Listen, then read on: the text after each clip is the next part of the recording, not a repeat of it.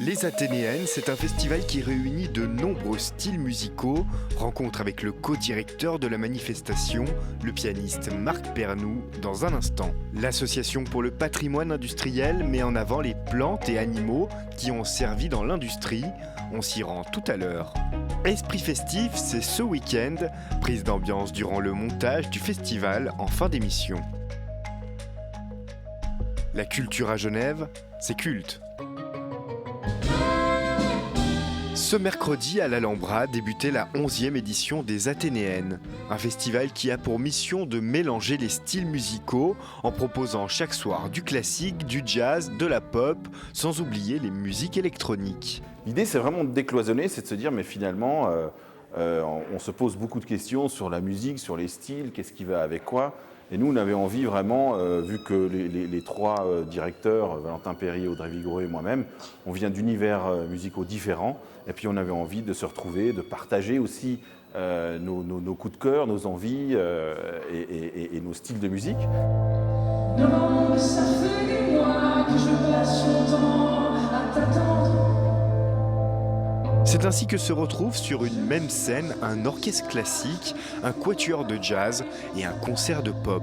L'idée, c'est quand même de réussir à trouver une ligne, de réussir à mettre ensemble des projets qui font sens. On a toujours chaque année une thématique. Cette année, c'est autour de la Divine Comédie de Dante, c'est-à-dire finalement de se poser la question, qu'est-ce qui est sacré, qu'est-ce qui va être quelque chose de révoltant, voilà. Et de trouver des liens entre les musiques et entre les différents styles. Donc voilà, ça laisse toujours une grande part à l'imagination et puis c'est passionnant de construire ce programme ensemble. Qui dit festival dit bien sûr festivité. Aux Athénéennes, on mise également sur les rapports humains et la joie de vivre. Il y a tout le monde qui se rencontre et il y a beaucoup d'échanges parce qu'on a 2 bars, on a ces 3, des fois 4 événements. Donc effectivement, les musiciens se rencontrent soit en loge, soit après le concert. C'est un festival qui a toujours voulu mettre en avant la proximité. On a toujours beaucoup la possibilité d'échanger, de parler, que ce soit avec le public ou avec les artistes. Et il y a d'ailleurs plusieurs projets qui se sont créés aux Athénéennes. D'ailleurs, on en accueille un, le Quatuor Bella avec le guitariste électrique Marc Ducret. Voilà, c'était une rencontre entre un guitariste plutôt rock avec un quatuor à cordes. C'était fait il y a quelques années et aujourd'hui, ils tournent ensemble. Et toutes les mains sur ma téléphone. Les Athénéennes, c'est jusqu'au 11 juin à l'Alhambra et au Temple de la Madeleine.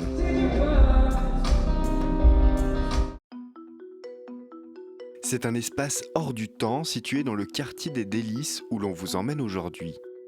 Ici, la technologie ne rime pas avec numérique. Les machines qui servaient d'antan reprennent vie et le passé industriel de Genève refait surface. L'Association du patrimoine industriel, c'est un écomusée qui met en service des machines qui nous sont confiées. Et en particulier, on a un gros fonds sur les machines d'impression. Les anciennes presses, des linotypes, des monotypes qui faisaient des fontes de caractères. L'Association pour le patrimoine industriel se sert de ces précieuses machines pour faire vivre tout un écosystème en travaillant notamment avec des personnes en réinsertion. Une forme de retour à l'essentiel et aux techniques qui ont marqué notre société. On fait des affiches à 100 exemplaires, on fait des livres comme celui-ci à 400 exemplaires. Ça peut paraître dérisoire, mais au moins on sait qu'on touche un public, on a des retours. Il y a des réactions qui font qu'on sent que ça rebondit et qu'il y a de l'intérêt profond là-dessus. Oui. Régulièrement, l'ancienne usine propose des expositions. On a voulu cet été avoir une exposition qui convoque la faune avec l'exposition sur la soie, donc on a un élevage de vers à soie. Et la soie produite permet la fabrication de fils qui est ensuite tissée. Un exemple simple et parlant de production industrielle issue d'un matériau naturel.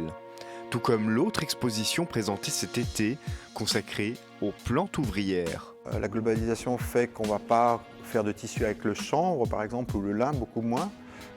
On laisse ça à d'autres, et puis le coton a pris une place prépondérante. Mais, par exemple, la pomme de terre, on n'y pense pas, ce n'est pas seulement un objet utilitaire. Je sais que nous, on imprime avec une imprimante 3D, il se trouve que c'est de la fécule de pomme de terre.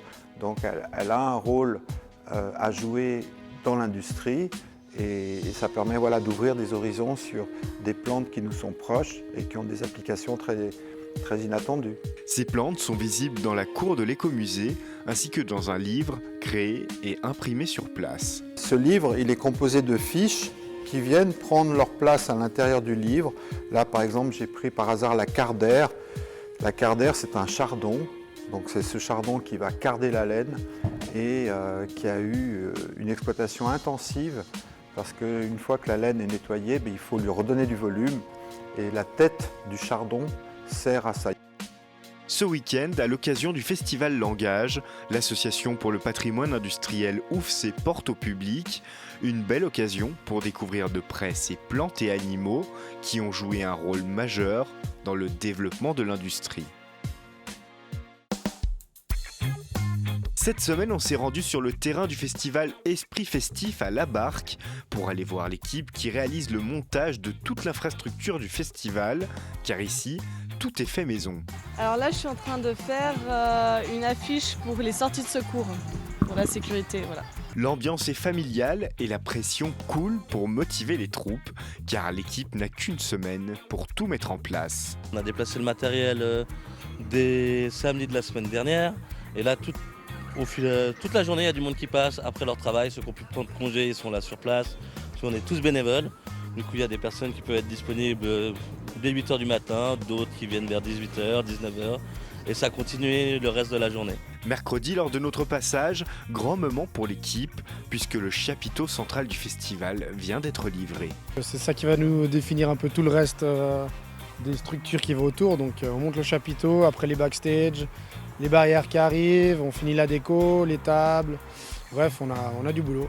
Il ne reste plus qu'à s'y mettre, puisqu'Esprit Festif, c'est ce vendredi et samedi, avec de la musique, des arts de rue et plein de belles surprises en perspective.